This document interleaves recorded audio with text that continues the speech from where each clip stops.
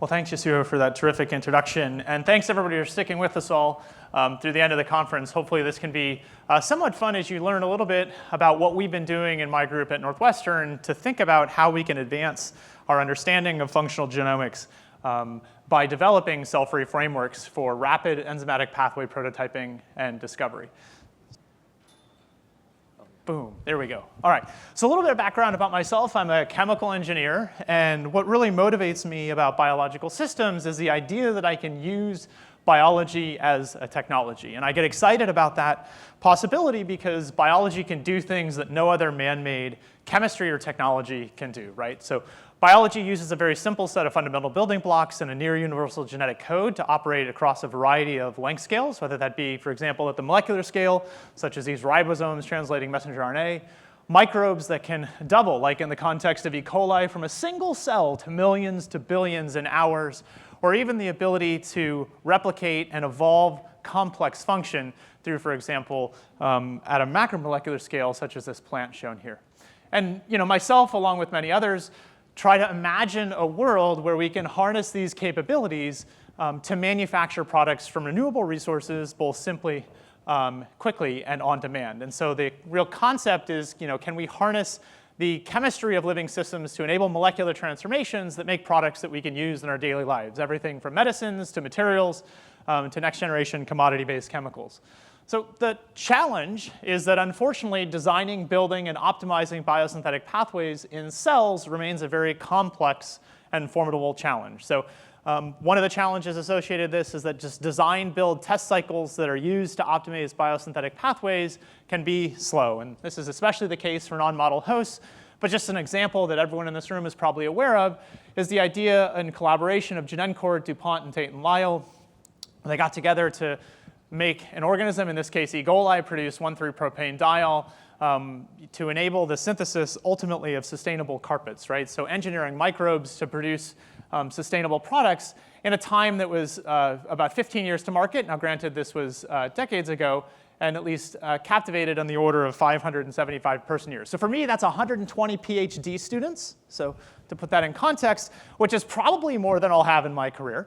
But there are other challenges too, right? So in addition to this design, build, test cycle potentially being slow, platform organisms, accessible feedstocks, and target molecules we may wish to try to make are oftentimes limited. And of course, we lack computational frameworks for biodesign, or at least need to improve them.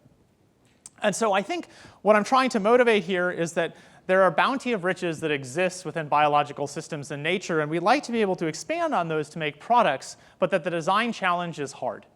Okay? So this motivates the need for new tools to understand, harness, and expand the powerful capabilities of biological systems, and that's really what my lab focuses on trying to address. So what we're doing is we're developing new strategies that we believe widen the aperture of the traditional model in biochemical engineering. And we focus on two main areas. So one is we actually seek to repurpose the translation apparatus for synthetic biology applications. So in work that I'm not going to be talking about today, we actually have a significant effort centered on trying to create engineered ribosomes to make new types of sequence-defined polymers and materials. A separate focus of the lab is really seeking to create a new paradigm for engineering biocatalytic systems using cell-free platforms, and that's really what I'd like to talk about today. So let's imagine we have a cell, okay? And as we try to engineer metabolic pathways in that cell, we're going to think about how can we build the enzymatic reactions necessary for us to carry out the molecular transformation of some substrate to some product. And so oftentimes, for example, in a cell, let's say we had E. coli, we might want to convert glucose to acetyl-CoA using natural or endogenous metabolism, which then, of course, we build upon with a variety of different enzymes. Sorry, there we go. Enzymatic reactions that can carry out the molecular transformations we wish. Now, of course, as we've learned about, and certainly JGI has played an integral role in, we're continuing to have more and more sequence information encoding those functional parts, right? So for example, if you have enzyme homologs, these could essentially act as alternative catalysts. You might even have things like multifunctional enzymes. And if I wanted to produce or develop an organism to make a product today, what I might try to do is, once I've identified a set of enzymes that can carry out the molecular transformation that I wish, let's say in this case producing butanol, I'm going to find a way to put those enzymes into a cell. So typically that means using classic molecular biology techniques, such as building, for example, plasmids and DNA, such as those offered through the community science program that Yasuo is leading. We can fine-tune their expressions. We think about tuning things like promoters, ribosome binding sites, et cetera, with an idea that we'd like to be able to optimize pathways to ultimately reach criteria, such as gram per liter titers or volumetric productivities, gram per liter per hour inside of cells. We may need to optimize our strain, go through engineered organisms, and ultimately, at least if you're a student in my lab, what this iteration typically takes is about 6 weeks to get through 10 designs. So if I had a student that wanted to engineer a biosynthetic pathway in a cell, they'd create on the order of 10 to 15 different plasmids. It would take them a while to design what enzymes they wanted. They would then build that, and they would test using typically HPLC or something like this to analyze if the designs worked. So what we've been doing in our group is focusing on this following question, which is, let's imagine we had a 5-step enzymatic pathway, and we wanted to take 6 different enzymes at each step. In total, that would be about 15,000 possible pathway combinations if we wanted to ask the question, what is the best set of 5 enzymes from all of those 30 enzymes? Okay? Just single independent changes. This is hard. And this is typically beyond the workflows that we do in our lab and many in others. And I think what it motivates is that the design build test cycles for kind of microbial biochemical production remain time consuming. And it's essential that we speed up the biochemical discovery process, and in particular, understanding this functional annotation system. And so what we've been doing is we've been trying to develop a new approach to this problem using cell-free systems based on crude extracts of E. coli, where instead of carrying out molecular transformations inside of the cell, we're actually using cell lysates, or extracts of the cell, to prototype pathway performance. So what we're going to do is we're going to take a cell, for example, which is shown here. We're going to grow that cell up, lyse that cell such that it has essentially catalysts grown into it, and carry out a molecular transformation in a utilization phase. So why this is nice is it draws many parallels to classic chemical engineering, catalysis. Well, what we're going to do is we're going to build and design a catalyst in one bucket, and then we're going to crudely put that catalyst in a different bucket to actually carry out the molecular transformation we wish to pursue. And we've shown some success in doing this with a couple of products like 2,3-butanediol and mevalonate. And basically why their advantages come in is we can begin to make cocktails of pathways. So for example, let's imagine that I had 5 different E. coli strains. It turns out my lab is pretty good at expressing a single enzyme in a single host cell. We're less good at synthesizing 5 heterologous enzymes in one cell, but we're reasonably good at expressing 1 enzyme in one cell. Okay? And so let's imagine we have that 5-enzyme pathway. One of the things we do is we actually overexpress in one of each 5 strains an enzyme that we need to carry out the molecular transformation. What we then do is we lyse each of those cells. So essentially, we rip off the cell wall, we remove the DNA and the chromosome of the organism, and we're left with tubes of extract that are enriched with a pathway enzyme. To make a pathway, what you're going to do then is you're going to mix those 5 extracts together. So think about creating a cocktail, right? So you have 5 different components. You can mix the extract together. In this case, you can add substrates and salts. And for an example, what I'm showing here is if we mix 5 extracts, each housing the enzymes necessary to convert acetyl-CoA to butanol, we can actually get butanol production. Why is that interesting? It reduces the design build test unit element to a lysate that's been enriched with an enzyme. And this is perfectly suited for parallelization and automation. Okay? And the advantages of this is that we have reduced viability constraints. We have this open reaction environment that allows us to modulate reaction conditions, look at different substrates, and we can really easily manipulate the pathway of interest. What's also exciting is that this approach significantly reduces our build time in the design build test cycle because we can build pathways of different concentrations of enzymes by simply mixing different ratios of extracts together. So if you want 2 times of enzyme 1 relative to enzyme 2, you just add twice as much extract, assuming that the protein concentration is the same, and you can look at different ratios. So it adds some nice tuning knobs. And for us, that basically allows us to reduce the build time in half. Now, we've gone on, and we've developed something called iPROBE, which is what I'd like to focus on today, where we've taken this catalyst step even further. So rather than actually overexpressing the proteins in an organism itself and then lysing it to create an extract, we're actually going to use cell-free protein synthesis to manufacture catalytic enzymes, each in a single tube. So for example, I'm going to take an unoptimized E. coli strain and lyse that strain. Then I'm going to take plasmids, each encoding one enzyme of my metabolic pathway. I carry out a cell-free protein synthesis reaction where in vitro, I manufacture just one pathway enzyme in each of these tubes. But again, I'm now ending up with selectively enriched extracts, each with one enzyme, and I can manufacture the products. Now, the benefit of this is this extract can be stored in the freezer, and I can go basically within several hours to manufacturing the reagents that I need to mix and match and look at different pathways. And so for us, this has been exciting because it's really reduced the build time of any biosynthetic pathway to about a day. And that allows us to really test thousands of designs, at least I'm going to try to convince you of that today, in ways that we weren't able to before. So this pathway, or this approach, using cell-free protein synthesis to manufacture enzymes of pathways that we then mix and match to study and identify optimized homologs or ratios of biosynthetic pathway enzymes, allows us to build pathways about 20 times faster than we could have using kind of standard cells. And it gives us about a 2 order of magnitude increase in throughput. So let me show you what the system can do. And then I'll give you a few more examples. So let's keep looking at this butanol pathway as an example. So on the bottom of the slide, what you're going to see is glucose going to acetyl-CoA. And then you can see one of each of the 5 necessary steps, enzymatic steps, necessary to convert acetyl-CoA into butanol. So let me just show you that this actually works. So what I'm going to do is I'm going to take 5 extracts that were each producing one of the enzymes, and I'm going to leave one out. So I'm going to leave this HBD enzyme out, so the second enzyme of the pathway. So what I'd like to prove to you is I can make that product with cell-free protein synthesis. So I can take a tube, I can add the necessary reagents, cofactors, amino acids, substrates, to produce that protein of interest. And what you're going to see here is I'm making about 10 micromolar of that product in about an hour. And then what I can do is I can take the extract in which this enzyme was produced, mix it with the other extracts, and you can see that I'm producing butanol. So this lag phase is because it's the time that I need to make the protein of interest. Why that's interesting is I can start to tune and understand the impact of individual enzymes on a pathway overall, especially in the context of a multi-synthesis pathway. So what I can do is I can take the 5 enzymes that are necessary, overexpress them each in an extract tube using cell-free protein synthesis, and I can ask questions like, for ATOP, which is the first step here, if I increase the concentration of enzyme produced, how does that affect my overall pathway of producing butanol? And you can see that in this case, it has very little effect.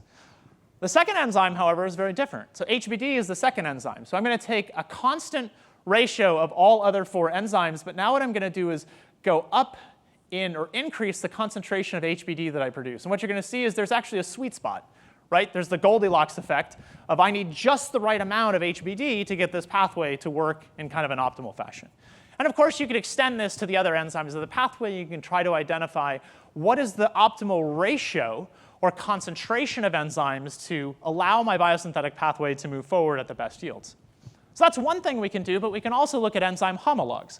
So for example, one of the things we might wish to do in a project that we're working on that's funded by the Department of Energy, and we're working with the community science program on here in collaboration with LanzaTech, is focusing on taking a new genome sequence database called the David Jones Collection, which is focused on sequencing hundreds of industrially used Clostridia strains.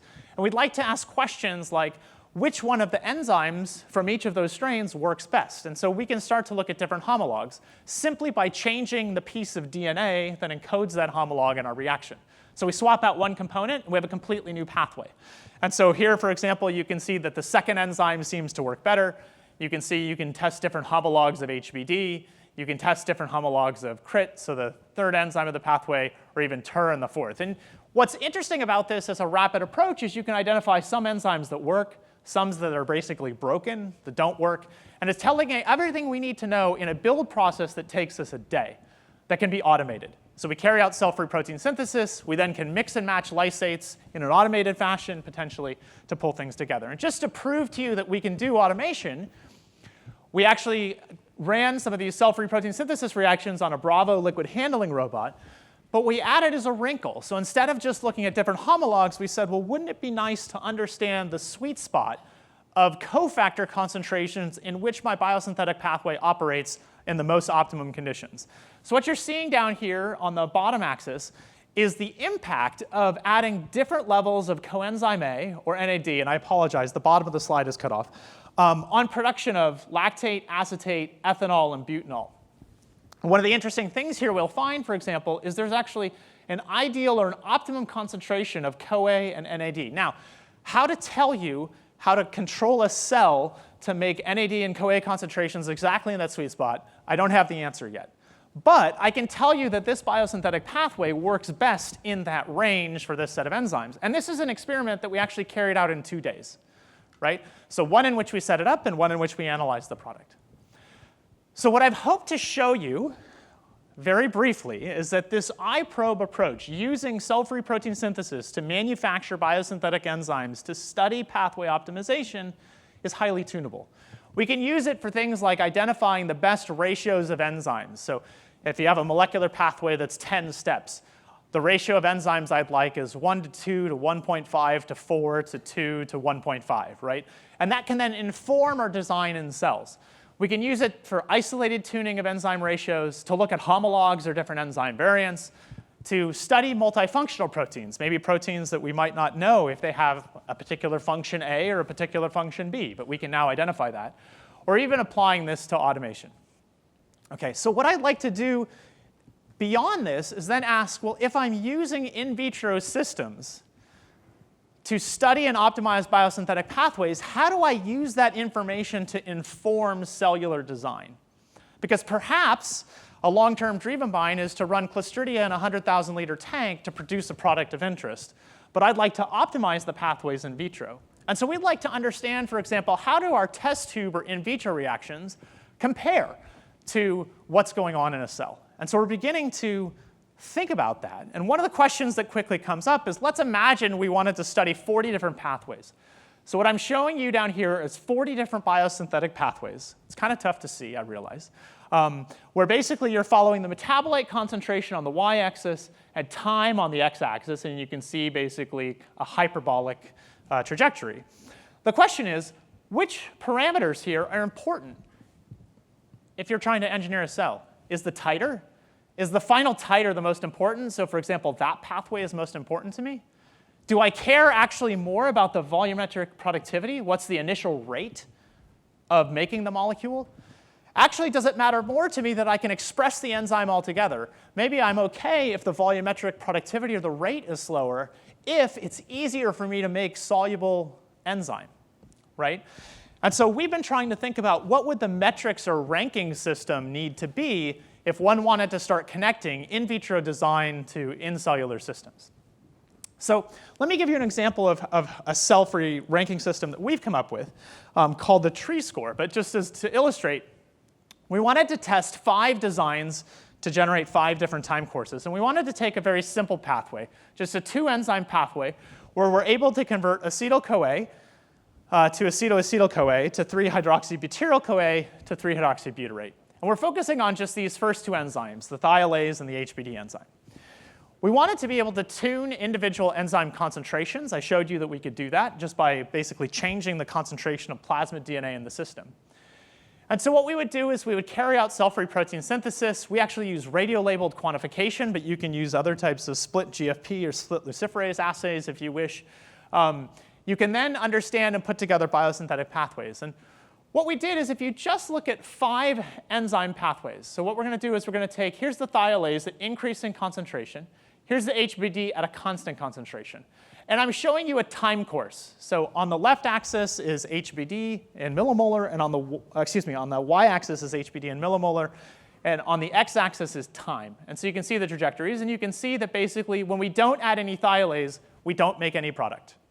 That's great. That's good, because we need all the enzymes of the pathway to make the product.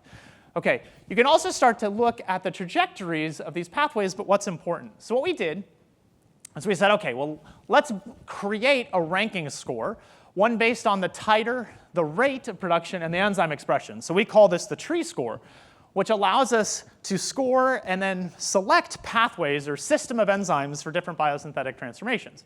So for example, I can look at titer. So these are the titers, the final time points in each of the trajectories. I can look at the rate, so the initial rate here, kind of these diagonals. I can also look at enzyme expression. So data I'm not showing you is I can actually look at the solubility of each of the enzymes and how that plays into role. And if I multiply those all together, in this case without a weighting factor, I get something called the tree score. And it turns out that in this case, the fourth condition, or this one right here, performed best for us. It actually had the highest initial rate, but it also had the highest titer. And that's kind of reflected. Now, maybe this isn't the perfect scoring system, but we continue to try to evolve on this. So if anybody has any questions, or ideas, I'd love to hear it. But let me show how you can use this to inform cellular design. So what we did is we took 6 different thiolases and 6 different HBDs with the idea that we would study the overall, or every possible combination, to use those enzymes to get to 3-HBD. We built those. So we used cell-free protein synthesis to manufacture each of those 6 enzymes. So now we have 12 tubes, okay, of an extract, each enriched with a single enzyme that we mix and match, in this case, in 36 different pathway combinations. And we tested the activity. And what you're going to see is actually a lot of them don't seem to work very well, of the enzymes we picked. But there's a certain subclass that worked quite well. What we actually did is we took a subset of those, so something that didn't work well, and then B, C, and D all kind of work reasonably well. We sent those to our collaborators at LanzaTech, and they put them in a cell to ask the question, if we took our best examples from in vitro and then put them in a cell, how'd they do? Okay? And so LanzaTech carried out these experiments, and what you're going to see is time on the x-axis, HBD is on the y-axis, and basically our worst performer, which was A, was also their worst performer. Our best performer, which was D, was also their best performer. And then the ones in the middle were a little bit mixed. Okay? What this really kind of tells you is we're not testing enough pathways. Right? I only tested 4. So then the question becomes, how do we design and begin looking at ranking to understand how we inform cellular design if we begin looking at more pathways? And so we said, let's try to use the butanol pathway production ultimately to inform cellular design in Clostridium. And how might that turn out? And so what we did is we kind of had the same idea. In this case, we took 6 different enzymes, each of the first 4 steps. And then we used ADHE as the last enzyme, just mainly because it was the one we knew worked the best. And then we said, OK, if we just wanted to understand every possible set of enzymes we could build, that would be close to 1,600 pathway combinations if enzyme concentration is held constant. But now let's say I want a high and a low enzyme concentration. Well, that gets me to 40,000 pathway combinations. Let's say I want a high, medium, and low.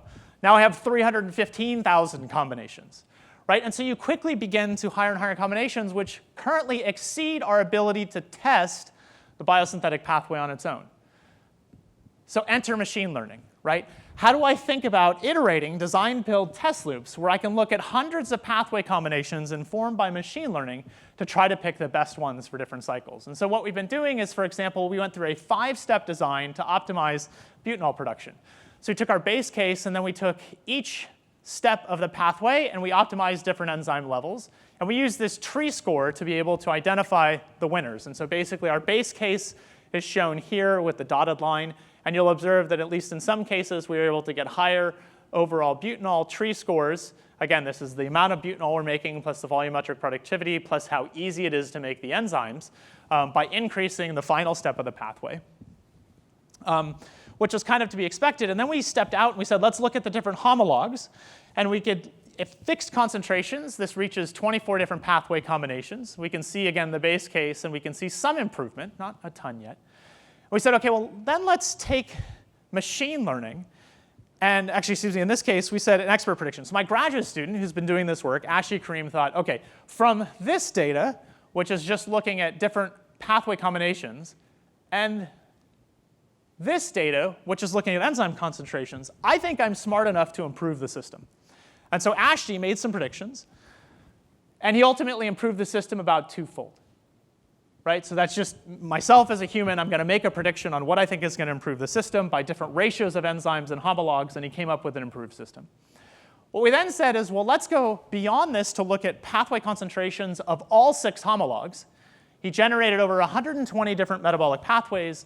We began to identify some subset. In particular, the HBD enzyme was important for our overall pathway performance. We then took this and applied, in collaboration with Lockheed, some neural network-based machine learning predictions. And we were able to generate 16 pathway combinations that now actually improve the butanol production threefold. Okay? So to put that in context, we basically have built about 200 different molecular pathways using this tree score, ultimately over the course of looking at enzyme homologs, enzyme concentrations, to enable a threefold increase in cell-free butanol production. As a statistic, this took us about 12 days to build, okay, and test. And we're now beginning to take some subset of these, and we're transferring these to our LanzaTech partners to understand, is this useful for informing the biosynthetic design in cells? So my last 2 minutes, I just want to share 2 additional features. One is that this is general.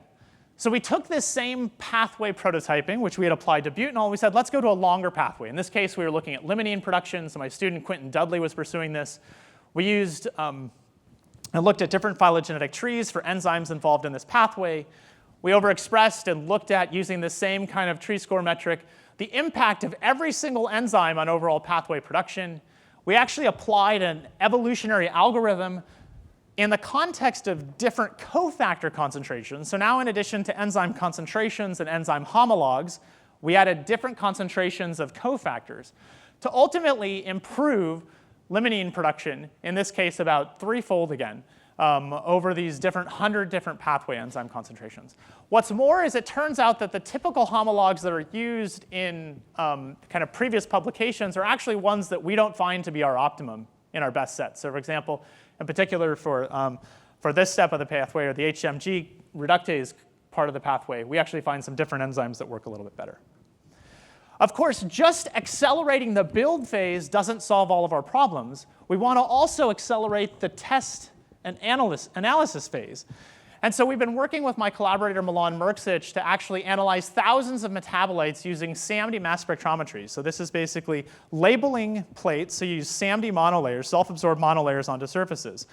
We're actually using chemistry to decorate peptides with metabolites that then we can basically look at all CoA molecules inside of pathways. So we've basically developed a technology that allows us to quantitatively measure every single CoA species.